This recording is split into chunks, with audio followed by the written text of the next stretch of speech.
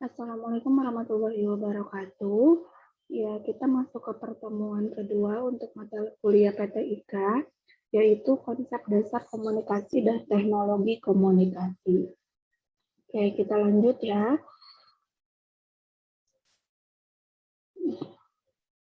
Nah, di sini ada pengertian komunikasi.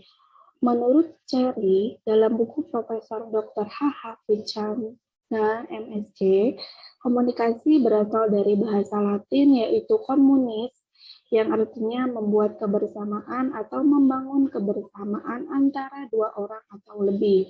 Jadi komunikasi itu adalah membangun kebersamaan antara dua orang atau lebih, bisa dari bahasa atau omongan, bisa juga dari teks, itu bisa ya komunikasi. Nah, selain itu dalam bahasa Latin lainnya komunikasi disebut juga dengan komuniko yang artinya berbagi. Jadi komunikasi itu tidak hanya membuat atau membangun kebersamaan, tetapi juga artinya sebagai berbagi. Selanjutnya, menurut Scrum, komunikasi dibagi menjadi 3 hal pokok, yaitu yang pertama, penyandi atau encode, yaitu komunikator yang mempunyai informasi atau pesan yang disajikan dalam bentuk kode atau sandi. Yang kedua, signal atau sign, yaitu berupa pesan, berita, atau pernyataan tertentu yang ditujukan dan diterima oleh seseorang. Yang ketiga, decoder, yaitu komunikasi yang menerima pesan atau penerima sandi atau lambang yang harus dipahami dan dimengerti makna dari pesan yang disampaikan. Jadi ada 3, yang penyandi ini dalam bentuk kode atau sandi, yang sign ini adalah dalam berupa pesan atau berita, sedangkan yang decoder itu dia bisa berupa sandi atau lambang yang harus kita pahami. Apa sih makna dari pesan yang disampaikan oleh si pemberi pesannya? Selanjutnya, di sini ada proses komunikasi. Nah, proses komunikasi dibedakan menjadi 2 proses, yaitu yang pertama adalah proses primer. Apa sih itu proses primer? Proses primer adalah proses komunikasi langsung tanpa adanya media yang dapat memanipulasi dan melipat gandakan jumlah penerima pesan. Nah, proses komunikasi primer ini biasanya berbentuk bahasa, gerakan, yang memiliki makna khusus, dan juga aba-aba. Selanjutnya, yang kedua adalah proses sekunder.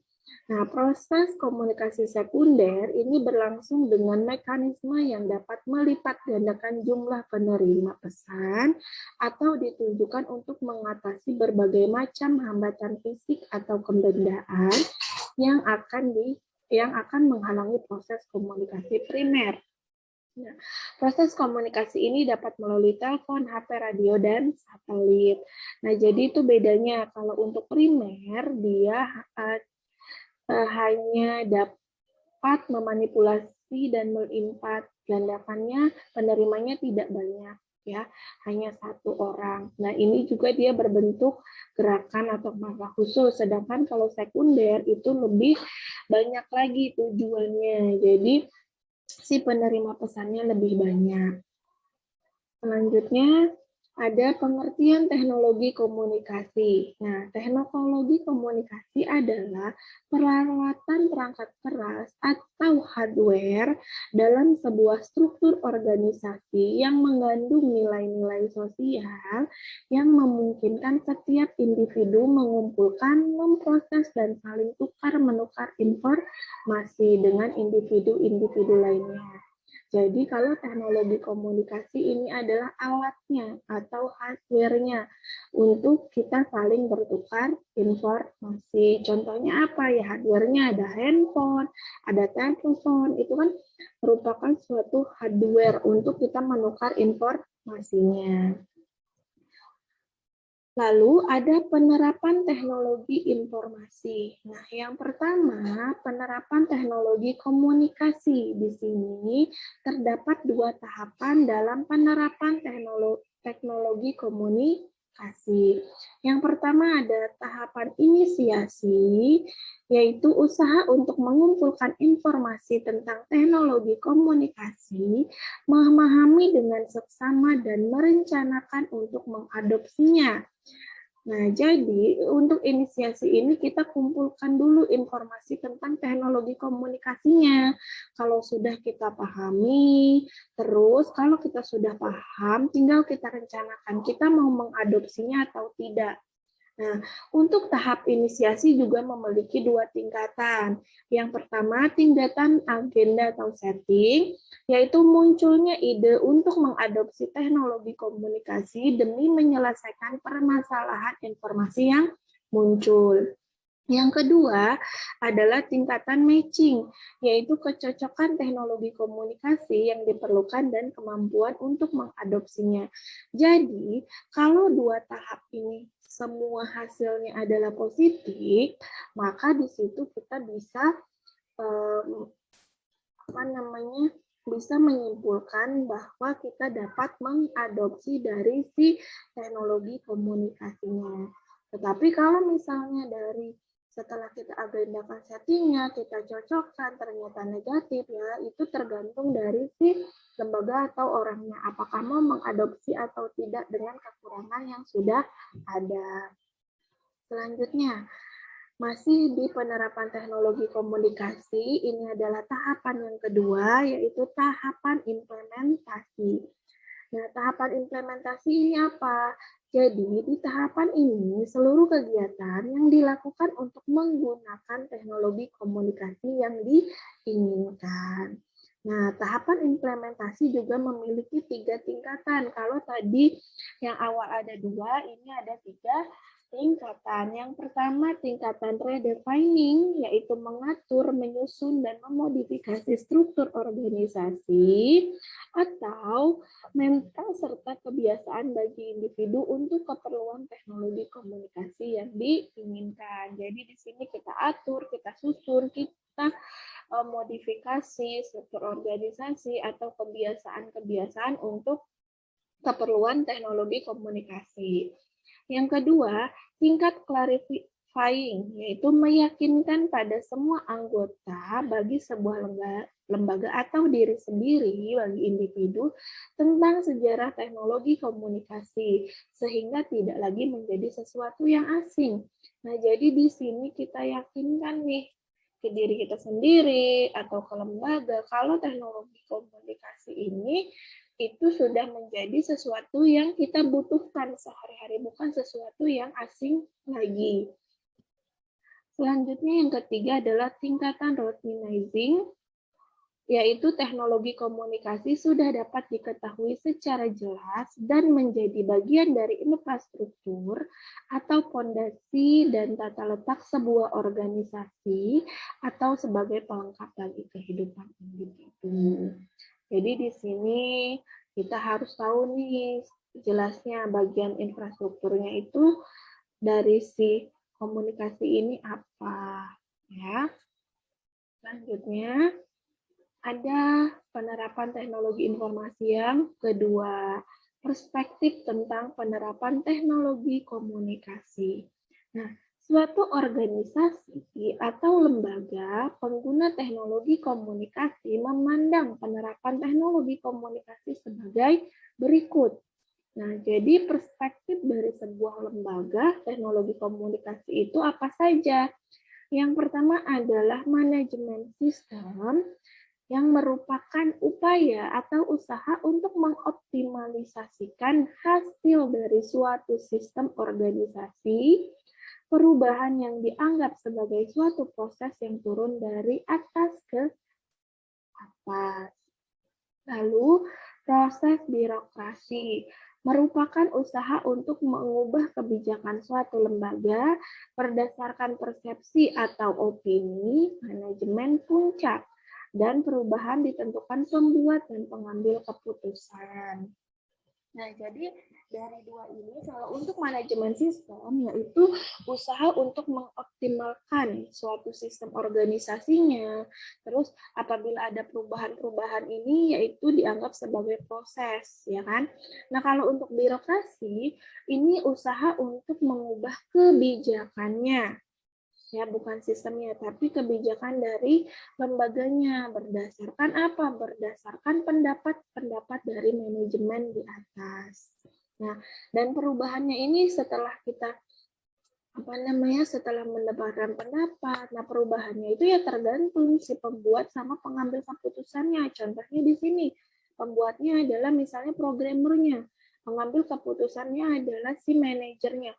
Apakah manajer ini sama si programmer pada saat melakukan diskusi mereka akan merubah suatu alat komunikasi itu untuk sesuai pendapat atau tidak. Oke, selanjutnya yang ketiga, pengembangan organisasi merupakan usaha untuk memenuhi keinginan atau harapan individu dan komunitas yang muncul atau timbul akibat adanya dorongan untuk meningkatkan partisipasinya.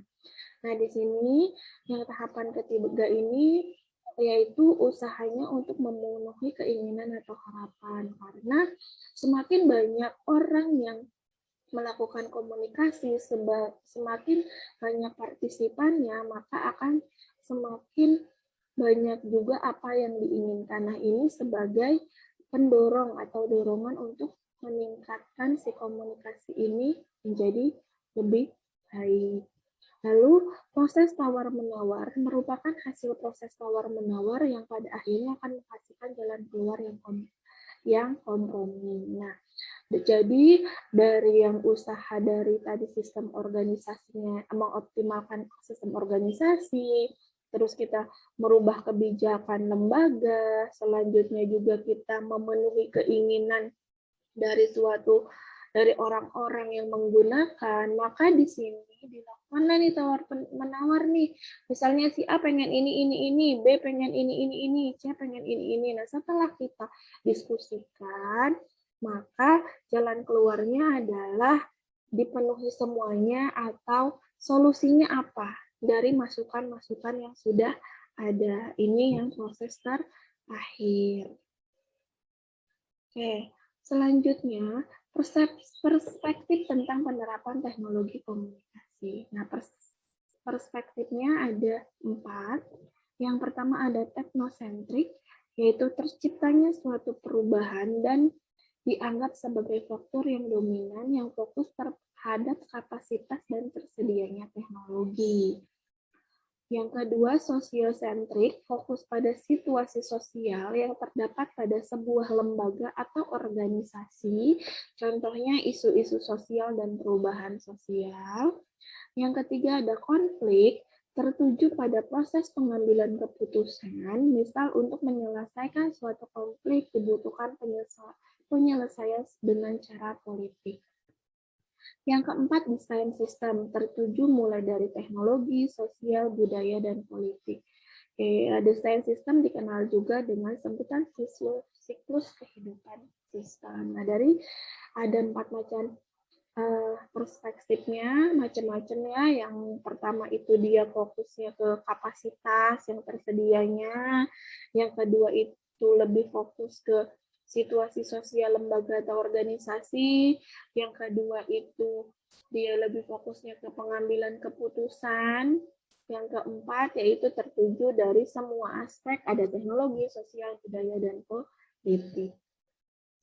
Selanjutnya, ada pelaku teknologi komunikasi. Nih, ada beberapa pihak yang menjadi pelaku teknologi komunikasi di antaranya. Yang pertama, pemakai atau pengguna. Yang disebut pemakai atau pengguna itu apa? Di sini adalah yang membutuhkan penyaluran dan penyampaian informasi yang dibutuhkan. Semakin lama semakin meningkat dalam hal jenis atau volume. Jadi, semakin lama pengguna atau pemakai dari si teknologi komunikasi ini akan semakin meningkat. Dari hal jenis, misal kayak handphone, semakin lama kan jenisnya semakin banyak volumenya, dari misalnya yang layarnya tadinya hanya 3-4 inch, sekarang sudah ada yang 6 inch, ada yang 5, itu kan masuk juga ke situ ya. Dan di situ juga dipengaruhi oleh si pemakai. Yang kedua, perusahaan penyedia jasa telekomunikasi, pemberi jasa telekomunikasi dengan kualitas dan harga yang pantas dan bertanggung jawab dalam penyampaian yang efisien, cepat, dan relatif murah. Nah, contohnya di sini mungkin sekarang sudah tidak ada ya. Contohnya mungkin kalau jasa telekomunikasi itu zaman dulu ada wartel. Kalau misalnya kalian tahu, ada wartel. Kalau sekarang itu sudah sangat susah atau mungkin tidak ditemukan lagi wartel karena setiap individu sudah mempunyai alat telekomunikasi sendiri. Atau mungkin yang lebih ke sekarang seperti warnet itu juga bisa dipakai ya penyedia jasa. Terus produsen peralatan komunikasi, perusahaan yang menghasilkan peralatan komunikasi dengan kualitas yang baik serta dapat memenuhi kebutuhan yang semakin meningkat dan bervariasi. Nah, ini adalah perusahaan-perusahaan yang membuat alat komunikasinya seperti ya kalau misalnya Android sama Apple itu kan sudah ada produsennya masing-masing atau pembuat alatnya sendiri-sendiri. Yang terakhir adalah badan yang mengatur atau mengkoordinir seluruh kegiatan komunikasi dari segi ekonomis dan teknik dalam mengadakan peraturan, standar harga patokan, dan lain-lain. Nah, jadi setiap pasar itu pasti dia ada standarnya. Alat komunikasi itu seperti apa, terus peraturannya untuk meluncurkan si alat komunikasi ini seperti apa, harga patokannya misalnya yang prosesornya apa harganya sekian, biasanya suka ada patokan harganya sendiri. Oke, selanjutnya adalah pengertian informasi. Informasi adalah sejumlah data yang telah diolah melalui pengolahan data dalam rangka menguji tingkat kebenarannya dan ketercapaiannya sesuai dengan kebutuhan. Jadi informasi itu adalah sebuah data. Jadi kalau kalian mempunyai data, lalu kalian olahlah data tersebut, diuji apakah data yang kalian terima itu sudah benar dan sudah sesuai dengan kebutuhan yang ada. Nah, hasil dari pengolahan data dan pengujiannya itulah yang disebut dengan informasi. 3 hal penting yang harus diperhatikan dari informasi, yaitu informasi merupakan hasil pengelolaan data. Yang kedua, informasi memberikan makna. Yang ketiga, berguna atau bermanfaat. Jadi maksudnya apa? Maksudnya, yang saya bilang tadi, informasi itu hasil dari pengelolaan atau pengolahan data dan pengujian dari data. Yang kedua, setiap informasi harus memberikan makna. Jadi kalau misalnya informasinya ini tidak ada maknanya, berarti kan untuk apa diberikan? Lalu yang ketiga, informasi berguna atau bermanfaat. Jadi untuk penyebaran informasinya itu harus berguna atau bermanfaat. Nah, apabila semuanya sudah memiliki 3 aspek penting ini, nah itulah yang dapat kita sebut bahwa informasi itu adalah informasi yang baik. Selanjutnya, ciri-ciri informasi yang berkualitas menurut McLeod pada tahun 1997 ada 4, yaitu akurat, tepat waktu, relevan, dan lengkap. Nah, jadi ciri-ciri informasi yang baik dan berkualitas itu dia harus akurat, tepat waktu, relevan, dan lengkap. Maksudnya apa? Nah, maksudnya di sini akurat. Artinya informasi tersebut mencerminkan keadaan yang sebenarnya. Jadi bukan hoax ya. Dia mencerminkan fakta. Ya. Terus tepat waktu, artinya informasi harus tersedia atau ada saat diperlukan. Jadi Apabila kita sekarang sedang membutuhkan informasi apa, nah informasinya itu sesuai dengan zamannya, sesuai dengan sesuatu yang sedang dibahas isunya, misalnya gitu. Contoh, kalau sekarang kita dalam masa pandemi, berarti informasi yang kita terima adalah seputar pandemi ini seperti apa, gitu ya. Contohnya, relevan artinya informasi yang diberikan harus sesuai dengan yang dibutuhkan. Itu tadi, kalau kalian mencari tentang komputer misalnya ya, kalian carilah informasi yang kalian butuhkan sesuai dengan kebutuhan, sesuai dengan yang kalian cari, misalnya komputer, atau mencari spek dari si laptop, carilah informasi yang sesuai. Nah, itu. Lengkap artinya informasi harus diberikan secara utuh, tidak setengah-setengah. Jadi, informasinya yang diterima dan yang diberikan itu harus sama. Tidak boleh dilebihkan, tidak boleh dikurang-kurangi, tidak boleh juga direkayasa, ya. Oke. Selanjutnya ada jenis-jenis informasi. Jenis-jenis informasi meliputi yang pertama absolute information, yaitu jenis informasi yang disajikan dengan suatu jaminan dan tidak membutuhkan penjelasan lebih lanjut. Dia hanya jenis informasi, ya udah kalau sudah ada jaminannya nggak perlu dijelasin lagi. Jadi seperti kayak intinya ini loh, buktinya ini, udah selesai, tidak ada alasan yang lain lagi. Lalu yang kedua, substitutional information, yaitu jenis informasi yang merujuk kepada kasus di mana konsep informasi digunakan untuk sejumlah informasi. Nah, di sini misalnya ada sebuah kasus, lalu konsep informasinya kita ambil dari sumber-sumber yang berbeda, dari saksi-saksi misalnya seperti itu. Yang ketiga, philosophic information, yaitu jenis informasi yang berkaitan dengan konsep-konsep yang menghubungkan informasi pada pengetahuan dan kebijakan. Berarti kayak misalnya kalau kalian mendengar sebuah informasi, tapi ini dihubungkan dengan sejarah dari si informasinya itu seperti apa. Ya, contohnya ya kita bahas yang pertemuan kemarin. Kalian mendapat informasi tentang komputer generasi 1, komputer yang sekarang. Nah, di situ juga diberikan informasi dulu komputer itu pada generasi 1 bentuknya seperti ini loh, pada selanjutnya dikembangkan menjadi seperti ini. Nah, itu bisa masuk ke philosophic information. Yang keempat, subjective information, yaitu jenis informasi yang berkaitan dengan perasaan dan emosi manusia. Nah, ini informasi yang berkaitan dengan perasaan atau emosi, ya mungkin berita duka, itu kan masuk ke perasaan sama emosi manusia ya. Kalau misalnya kita memberikan informasi duka atau informasi yang kita memberikan kabar bahagia, itu masuk ke subjective information. Terus objective information, yaitu jenis informasi yang merujuk pada karakter logis informasi tersebut. Jadi lebih ke logika kalau objektif informasi. Yang terakhir, cultural information, yaitu informasi yang memberikan tekanan pada dimensi kultural, komponen-komponen informasi ya. Informasi ini dia lebih ke kultur. Selanjutnya komponen informasi.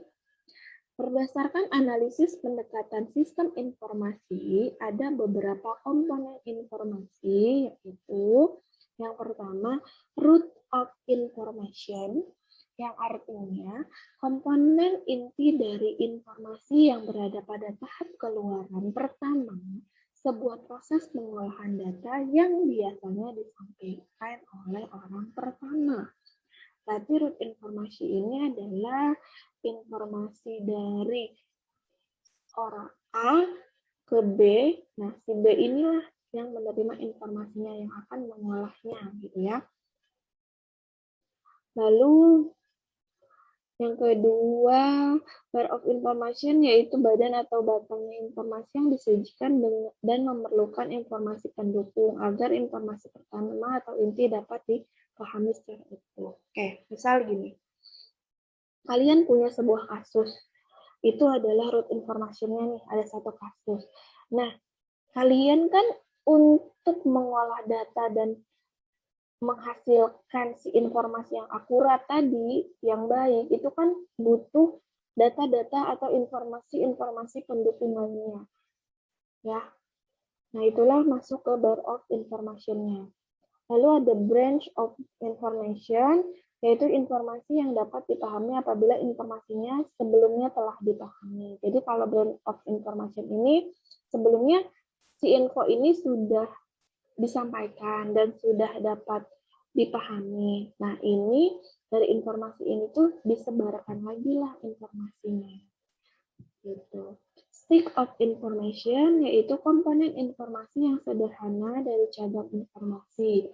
Bentuk informasi ini biasanya berupa pengayaan pengetahuan, kedudukannya hanya sebagai pelengkap terhadap informasi yang ada. Jadi ini hanya pelengkap aja. Jadi kalau ada informasi utamanya, nah dia hanya pelengkapnya saja untuk mempertegas informasi.